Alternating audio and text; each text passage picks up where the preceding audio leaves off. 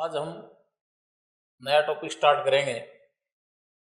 हम शब्द विचार के बारे में पढ़ रहे थे। शब्द विचार में हमने शब्दों को दो भागों में बांटा था। एक भाग था विकारी शब्द और एक भाग था अविकारी शब्द। एक भाग था विकारी शब्द और एक भाग था अविकारी शब्द। और हमने इनकी परिभाषा पढ़ी कि लिंग, वचन, कारक, काल या पुरुष के अनुसार जिनका रूप परिवर्तित होता है वे तो विकारी शब्द, और लिंग, वचन, कारक, काल, पुरुष के अनुसार जिनका रूप परिवर्तित नहीं होता वे अविकारी शब्द। इसमें हमने अविकारी शब्दों को विकारी शब्दों को चार भागों में बांटा था, जिसमें पहला टॉपिक अपना जो था संज्ञा, ये हमने पूरा कर दिया था। आज अपना जो नया टॉपिक है उसका नाम है सर्वनाम। उसका नाम है सर्वनाम। तो आज हम पढ़ने का प्रयास करेंगे सर्वनाम। सर्वनाम है वो दो शब्दों के मेल से बनता है। एक होता है सर्व और एक होता है नाम।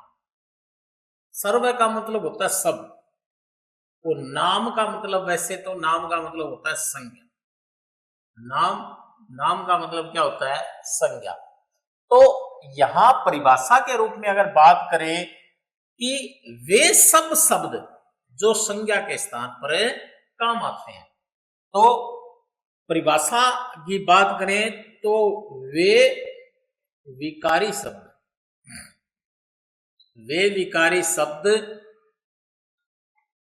जो संज्ञा के स्थान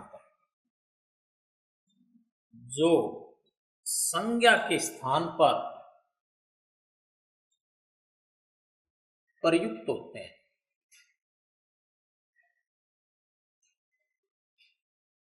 वे विकारी शब्द जो संज्ञा के स्थान पर प्रयुक्त होते हैं उन्हें सर्वनाम कहते हैं। कहने का मतलब जितनी भी संज्ञाएं हैं उनके स्थान पर जो शब्द प्रयुक्त होते हैं, उनके स्थान पर जो शब्द प्रयुक्त होते हैं उन्हें क्या कहते हैं? सर्वनाम कहते हैं। उन्हें क्या कहते हैं? सर्वनाम कहते हैं। अब सर्वनामों का प्रयोग क्यों किया जाता है? क्या जरूरत पड़ी कि सर्वनामों का प्रयोग करना पड़ा? सर्वनाम का प्रयोग क्यों जरूरी? क्या जरूरत पड़ी कि सर्वनाम को काम में लेना पड़ा? अब क्या होता है, जैसे हम एक वाक्य लिखें कि राम बाजार गया, राम ने बाजार से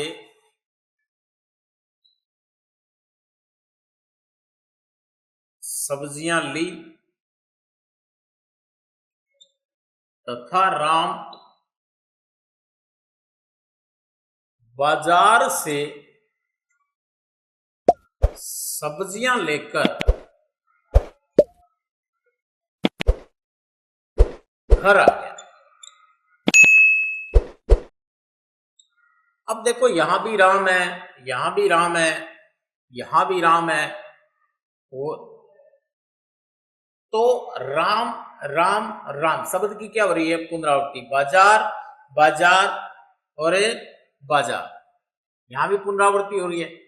तो इन शब्दों की पुनरावृत्ति होने के कारण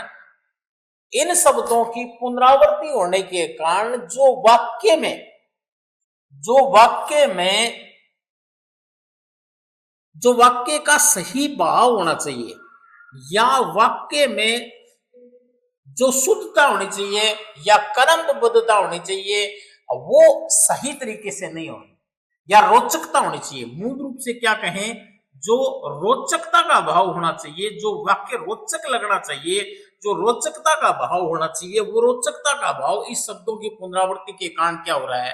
खत्म हो रहा है। रोचकता का भाव, रोचकता नहीं बन रही है। इस रोचकता का भाव किसके कारण नहीं हो रहा? शब्दों की क्या हो रही है? पुनरावृत्ति। शब्दों की क्या हो रही है? पुनरावृत्ति। बार बार संज्ञा शब्दों की क्या हो रही है? पुनरावृत्ति। पुनरावृत्ति होने के कारण जो रोचकता होनी चाहिए वो क्या हो रही है, खत्म हो रही है। किसके कारण? संज्ञा शब्दों की पुनरावृत्ति के कारण। तो संज्ञा शब्दों की पुनरावृत्ति दूर करने या भाषा में रोचकता लाने के लिए ही संज्ञा शब्दों के स्थान पर किसका प्रयोग किया जाता है? सर्वनाम शब्दों का। अगर इस वाक्य को छोटा भी बन सकता है, इसमें रोचकता भी आ सकती है। जैसे मैंने लिखा राम बाजार गया, राम बाजार गया, वह वहां से सब्जियां लाया और वह घर आ गया।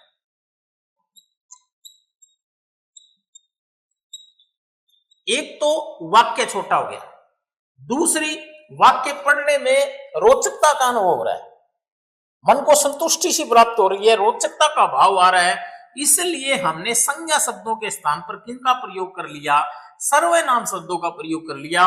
वो सर्वनाम शब्दों का प्रयोग करने के कारण भाषा में क्या आ गई? रोचकता आ गई। इसीलिए संज्ञा शब्दों की पुनरावृत्ति को दूर करने के लिए, भाषा की रोचकता प्राप्त करने के लिए हम कौन से शब्दों का प्रयोग करते हैं? सर्वनाम शब्दों का प्रयोग करते हैं, ताकि वो निरस्ता न बनी रहे, रोचकता बनी रहे। इसीलिए हम संज्ञा शब्दों के स्थान पर किसका प्रयोग करते हैं? सर्वनाम शब्दों का प्रयोग करते हैं। तो हमने क्या पढ़ा? शब्द विचार में हम पढ़ रहे थे विकारी शब्द। विकारी शब्द जिनका रूप लिंग वचन कारक काल पुरुष के अनुसार परिवर्तित हो जाता है, वे विकारी शब्द। इसे पहला टॉपिक हमने संज्ञा पूरा कर लिया था। अब दूसरा टॉपिक था अपना सर्वनाम। और सर्वनाम क्या होते हैं? सर्वनाम शब्द दो शब्दों से मिलकर बनता है, एक सर्व और एक होता है नाम। सर्व का मतलब होता है सब और नाम का मतलब होता है संज्ञा, अर्थात जो सब संज्ञाओं के स्थान पर काम आते हैं वे शब्द क्या कहलाते हैं? सर्वनाम शब्द कहलाते हैं। इसकी परिभाषा की बात करें तो वे विकारी शब्द जो संज्ञा के स्थान पर प्रयुक्त होते हैं उन्हें सर्वनाम करते हैं। वो सर्वनाम का प्रयोग क्यों जरूरी है? ताकि भाषा में रोचकता बनी रहे, उसकी नीरसता क्या हो सके? दूर हो सके। नीरसता क्या हो सके? दूर हो सके और बार बार संज्ञा शब्दों की पुनरावृत्ति न करनी पड़े, वाक्यों को छोटा किया जा सके। इसलिए हम किसका प्रयोग करते हैं? सर्वनाम शब्दों का प्रयोग करते हैं। हम किसका प्रयोग करते हैं? सर्वनाम शब्दों का प्रयोग करते हैं। देखिए बच्चों, अब बात करें सर्वनामों की संख्या।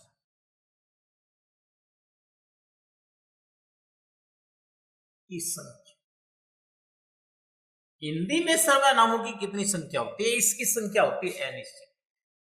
इसकी संख्या क्या होती है? अनिश्चित होती है, क्योंकि एक ही सर्वनाम से अनेक सर्वनामों को किया जा सकती है, रचना की जा सकती है। जैसे वह से वे, वो, उसका, उसकी, उसके, मेरा, मेरी, मेरे। तो एक ही सर्वनाम से अनेक सर्वनामों की जा सकती है, रचना की जा सकती है। तो संख्या की बात करें तो उसकी क्या होती है? अनिश्चित होती है। लेकिन यदि आपसे ये पूछ ले कि हिंदी में मूल सर्वनाम कितने होते हैं, हिंदी में यदि आपसे ये पूछ ले कि हिंदी में मूल सर्वनाम कितने होते हैं, तो मूल सर्वनामों की संख्या कई बार कई जगह तो 9 दिया होता है और कई जगह 11 दिया होता है। दोनों ही बता देता हूं। कई जगह तो मूल सर्वनाम कितने दिए होते हैं? 9, और कई जगह कितने होते हैं? 11 दिए होते हैं। तो बात करें मूल सर्वनाम कौन कौन से हैं, बात करें मूल सर्वनाम कौन कौन से होते हैं, तो एक तो होता है मैं, एक तो होता है मैं, एक होता है तू, एक होता है तू, एक होता है वह, एक होता है वह, एक होता है जो, एक होता है सो, एक होता है कोई, एक होता है कुछ, एक होता है आप, क्या, कौन। 1 2 3 4 5 6 7 8 9 और 10। मैं, तू, वह, जो, सो, कोई, कुछ, आप, या, कौन और यह, ये सर्वनाम के मूल रूप होते हैं। ये सर्वनाम के क्या होते हैं? मूल रूप होते हैं। इसी से अन्य सर्वनाम बनते हैं, जैसे मैं से मेरा, तू से तेरा, तुम, वह से वे, जो से जिसका, जिसकी, जिसके, कोई, कुछ, आप, क्या, कौन, यह, ये, इसका। तो इस प्रकार से ये सर्वनाम क्या होते हैं? मूल सर्वनाम होते हैं। ये क्या होते हैं? मूल सर्वनाम होते हैं। और इनसे ही हिंदी में अन्य सर्वनामों का क्या किया जा सकता है? निर्माण किया जा सकता है। तो हिंदी में मूल सर्वनामों की संख्या कई बार 11 दी होती है और कई बार 9 दी होती है। यदि बात करें मैं, तू, वह, जो, सो, कोई, कुछ और आप और यह, ये इस प्रकार से 9 और कुछ 2 और सर्वनाम जोड़ देते हैं, क्या और कौन, इस प्रकार इनकी संख्या क्या हो जाती है? 11 हो जाती है। तो हिंदी में सर्वनामों की यदि कुल संख्या की बात करें, मूल सर्वनामों की संख्या की बात करें, तो कौन कौन से होते हैं? मैं होता है, तू होता है, वह होता है, जो होता है, सो होता है, कोई होता है, कुछ होता है, आप, क्या, कौन और यह, इस प्रकार से सर्वनामों की संख्या होती है। अब बात करें सर्वनाम के भेद। हिंदी में सर्वनाम के भेद, हिंदी में सर्वनाम के भेद होते हैं वो 6 होते हैं। हिंदी में सर्वनाम के भेद कितने होते हैं? 6 होते हैं। सर्वनाम के भेद होते हैं 6। नंबर 1, पहला सर्वनाम होता है जिसका नाम होता है पुरुषवाचक सर्वनाम। पुरुषवाचक सर्वनाम, हिंदी में सर्वनाम 6 होते हैं। पहला होता है पुरुषवाचक सर्वनाम, दूसरा होता है निश्चयवाचक सर्वनाम, निश्चयवाचक सर्वनाम, निश्चयवाचक सर्वनाम, तीसरा होता है अनिश्चयवाचक सर्वनाम, अनिश्चयवाचक सर्वनाम, चौथा होता है निजवाचक सर्वनाम, चौथा होता है निजवाचक सर्वनाम, चौथा होता है निजवाचक सर्वनाम, पांचवा होता है प्रश्नवाचक सर्वनाम, प्रश्नवाचक सर्वनाम, पांचवा होता है प्रश्नवाचक सर्वनाम, और छठा होता है संबंधवाचक सर्वनाम, संबंधवाचक सर्वनाम। हिंदी में सर्वनाम के कितने भेद होते हैं? 6 भेद होते हैं। पुरुषवाचक सर्वनाम, निश्चयवाचक सर्वनाम, अनिश्चयवाचक सर्वनाम, निजवाचक सर्वनाम, प्रश्नवाचक सर्वनाम और संबंधवाचक सर्वनाम। प्रश्नवाचक सर्वनाम और संबंधवाचक सर्वनाम। पुरुषवाचक सर्वनाम क्या होता है? पुरुषवाचक सर्वनाम का मतलब होता है वे सर्वनाम शब्द जो बोलने वाले, सुनने वाले तथा दोनों जिस अन्य के बारे में बात कर रहे हैं उनका यदि कोई बोध करवाता है उसे कहते हैं पुरुषवाचक सर्वनाम। बोलने वाला, सुनने वाला तथा किसी अन्य के बारे में जिसके बारे में बात की जा रही है उसका बोध कराने वाले सर्वनाम क्या कहलाते हैं? पुरुषवाचक सर्वनाम कहलाते हैं। क्या कहलाते हैं? पुरुषवाचक सर्वनाम कहलाते हैं। तो पुरुषवाचक सर्वनाम कहलाते हैं, तो पुरुषवाचक सर्वनाम कहलाते हैं। पुरुषवाचक सर्वनाम है वो 3 प्रकार के होते हैं। पुरुषवाचक सर्वनाम कितने प्रकार के होते हैं? 3 प्रकार के होते हैं। एक को कहते हैं प्रथम पुरुष, एक को कहते हैं प्रथम पुरुष, एक को कहते हैं मध्यम पुरुष, एक को कहते हैं मध्यम पुरुष और एक को कहते हैं अन्य पुरुष, एक को कहते हैं अन्य पुरुष। प्रथम पुरुष, मध्यम पुरुष और अन्य पुरुष। प्रथम पुरुष होता है बोलने वाला, बोलने वाला अर्थात वक्ता। वक्ता क्या कहलाता है? प्रथम पुरुष। वक्ता क्या कहलाता है? प्रथम पुरुष। मध्यम पुरुष क्या होता है? सुनने वाला। मध्यम पुरुष होता है सुनने वाला अर्थात जो श्रोता होता है, जो श्रोता होता है वो क्या कहलाता है? मध्यम पुरुष। वह क्या कहलाता है? मध्यम पुरुष। और बात करें अन्य पुरुष की, अन्य पुरुष वक्ता और श्रोता जिस अन्य के बारे में बात कर रहे हैं, तीसरे के बारे में बात कर रहे हैं, वह क्या कहलाता है? अन्य व्यक्ति जिनके बारे में बात की जा रही है, बोलने या सुनने वाले के बारे में, तो वह क्या कहलाता है? अन्य पुरुष। जैसे मैं आपको बता रहा हूं कि महात्मा गांधी का जन्म 2 अक्टूबर को हुआ। वे अहिंसा के पुजारी थे, उन्होंने भारत की स्वतंत्रता में अहम योगदान दिया। अब मैं अर्थात मैं खुद मैं क्या हूं? प्रथम पुरुष। मैं क्या हूं?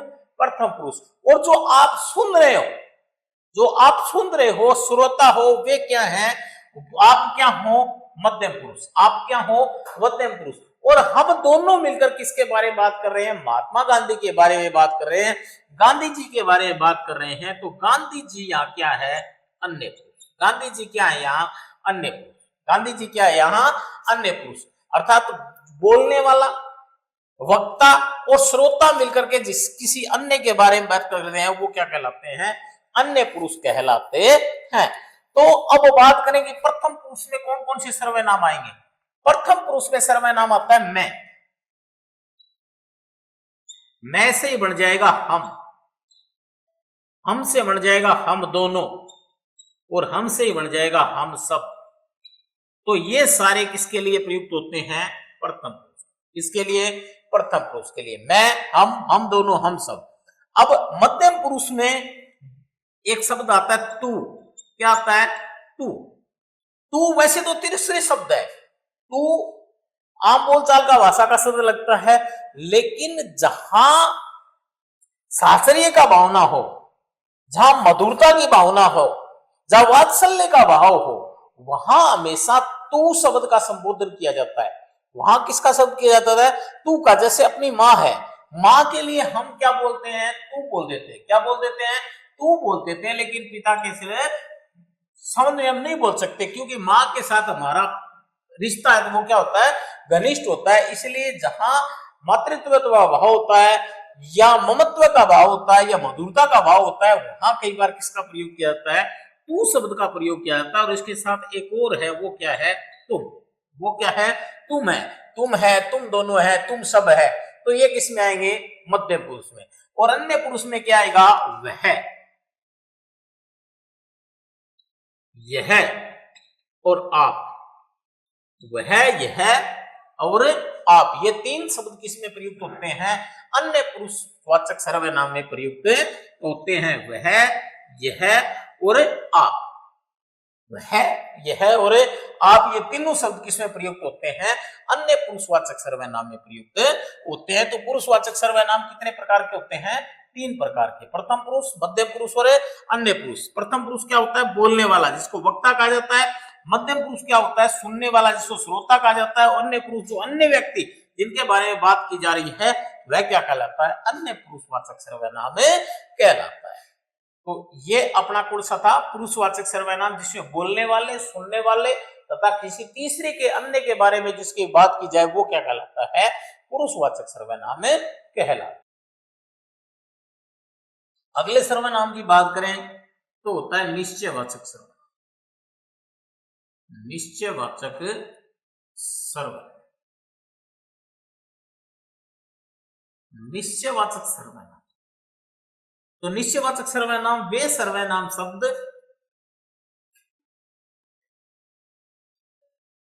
जो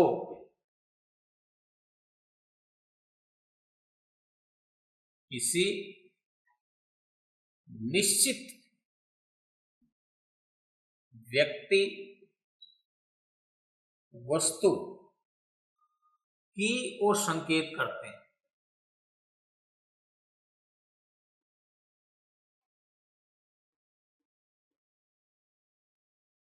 उन्हें क्या कहते हैं? निश्चयवाचक सर्वनाम। निश्चित व्यक्ति या वस्तु की ओर क्या करते हैं? संकेत करते हैं। वे क्या कहलाते हैं? निश्चयवाचक सर्वनाम। ये क्या कहलाते हैं? निश्चयवाचक सर्वनाम। जैसे मैं बोलूं यह मेरा घर, यह मेरा घर है। जैसे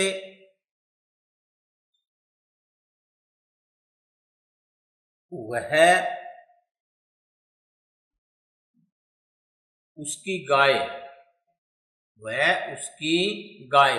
तो यहां यह और वह शब्द क्या है, निश्चयवाचक सर्वनाम है, क्योंकि वो निश्चित घर के लिए, वो निश्चित गाय और घर के लिए क्या कर रहे हैं, उसकी ओर संकेत कर रहे हैं। वे क्या कहलाते हैं, निश्चयवाचक सर्वनाम कहलाते हैं। तो यहाँ दो शब्द आते हैं, यह और वह, और दोनों ही क्या होते हैं, निश्चयवाचक सर्वनाम। क्या कहलाते हैं, वो निश्चयवाचक सर्वनाम कहलाते हैं। अगले की बात करें, अनिश्चयवाचक सर्वनाम।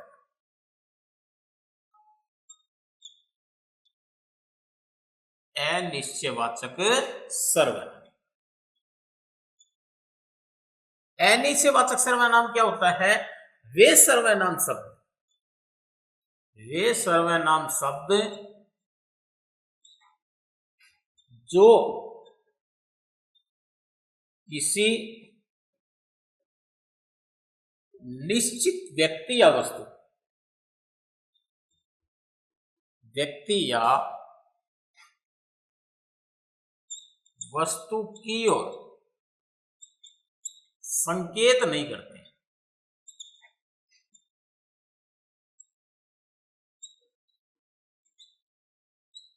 या जो निश्चितता का बोध नहीं करवाते, या निश्चितता का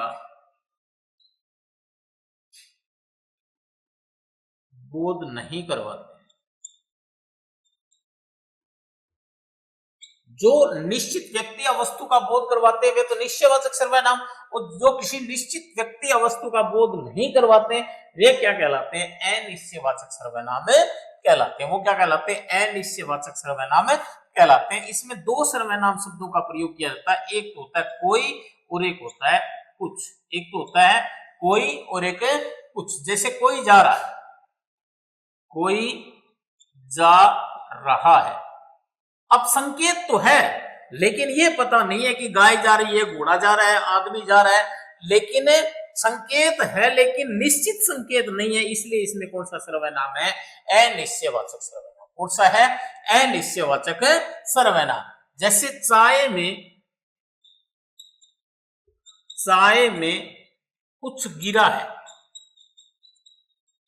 चाय में कुछ गिरा है, तो अब गिरा है लेकिन निश्चित नहीं है, उसकी क्या है, निश्चितता का बोध नहीं है। तो कुछ शब्द यहां क्या है, अनिश्चयवाचक सर्वनाम। कुछ शब्द यहां क्या है, अनिश्चयवाचक सर्वनाम।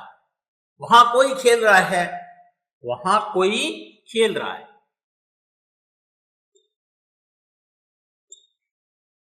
वहां कोई खेल रहा है। अब तो वहां कोई शब्द क्या है, अनिश्चयवाचक सर्वनाम। कोई शब्द क्या है, अनिश्चयवाचक सर्वनाम। वो क्या है, अनिश्चयवाचक सर्वनाम।